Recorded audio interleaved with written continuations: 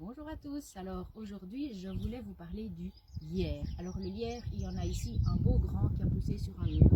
Le lierre est une plante grimpante, le lierre est une liane. Alors pourquoi une liane? Parce qu'il a une tige ligneuse, c'est-à-dire une tige dure comme du bois. Alors c'est une plante grimpante aussi, comme je vous l'ai dit. Elle a besoin d'un support pour grimper, que ce soit comme ici un mur, un arbre, un poteau. Elle va grimper sur tout ce qu'elle trouve. Il n'y a que sur le verre et le métal qu'elle n'arrive pas à s'accrocher. Alors le lierre, justement, s'accroche sur son support. On le voit ici, avec toute une série de petits crampons. Alors au bout de chaque crampon, il y a comme des petites bulles qui, au contact dessus du support, s'éclatent et libèrent une colle. Alors, il faut savoir aussi que le lierre a ses propres racines, donc il va puiser les minéraux dont il a besoin dans le sol et il ne se sert de son support que pour s'accrocher.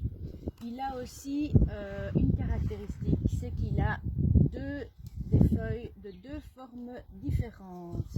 Alors, il a des feuilles entières comme celle-ci. Et les feuilles entières, on les retrouve sur les rameaux florifères, c'est-à-dire les rameaux qui portent des fleurs. Et puis, il a des feuilles palmatylobées, comme celle-ci. Et ces feuilles-ci, on va les retrouver sur les rameaux stériles.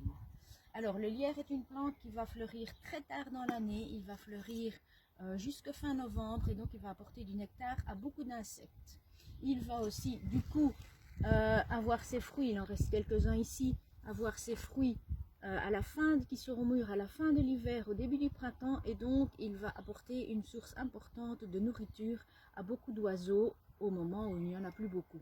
Il va aussi servir de refuge, d'abri pour beaucoup d'animaux et beaucoup d'insectes, puisque c'est une plante persistante, c'est-à-dire qu'elle ne perd pas ses feuilles en hiver. Alors une petite chose qui est importante à savoir, c'est que les baies, elles vont être mangées par les oiseaux, mais elles sont toxiques pour l'homme. Alors ne les mangez surtout pas. Voilà, j'espère vous retrouver bientôt pour une prochaine petite capsule. Et d'ici là, portez-vous bien.